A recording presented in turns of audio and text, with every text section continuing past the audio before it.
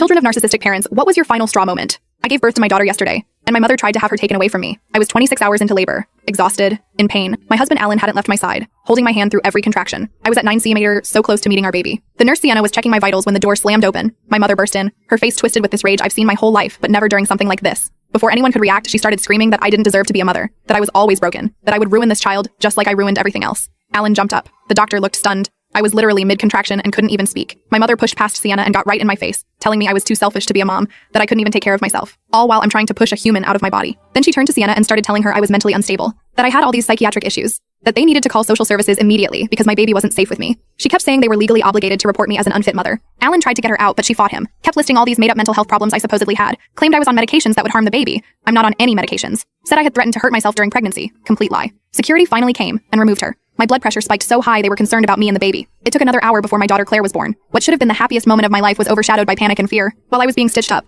Alan told me my mother was in the parking lot causing a scene. He officially banned her from visiting, told the nurses and security not to let her in under any circumstances. I couldn't stop shaking. Couldn't fully enjoy those first hours with my newborn. Kept looking at the door expecting her to burst through again. Sienna came in later and gently asked about my mother's claims. I broke down crying. Told her my mother has diagnosed narcissistic personality disorder. Has always been controlling and emotionally abusive. Has been escalating since I got pregnant because she can't stand that I'll be getting attention instead of her. My sister called crying. Said mom was going to every family member claiming I had a psychotic break during delivery and the hospital was covering it up. How I was a danger to my baby. How Alan had threatened her when all she tried to do was protect her grandbaby. My aunt texted that my mother was talking about hiring a lawyer to get partial custody because of my documented mental illness history. I don't have a documented mental illness history. I've been in therapy, yes, but to deal with the trauma of my mother. This morning a hospital social worker came to talk to me. Someone had called them with concerns about my fitness as a mother. They were very professional, but I could tell they were evaluating everything. Watching how I held Claire. Asking questions about our support system, about my mental health history. The social worker left satisfied that everything was fine. My mother had actually tried to get my newborn baby taken away because I wouldn't let her control my life anymore. I sat in my hospital bed holding Claire while she slept, crying silently. Alan held my hand and told me we needed to think about getting a restraining order, that my mother's behavior had crossed every line, and we needed to protect our family legally. An hour ago, my cousin Kenny called. He was upset, asked if I was okay. I was confused until he told me what happened. My mother had shown up at his house hysterical, telling him she had proof I was abusing Claire. When he asked to see this proof, she showed him photos of my baby with normal newborn rashes. Photos she had somehow taken from my private hospital room when no one was looking and edited to look worse. Kenny told her she was out of line. She screamed at him that he was choosing me over family, that she was the only one who cared about Claire's safety. He kicked her out and called to warn me. This woman has spent my entire life making me feel worthless.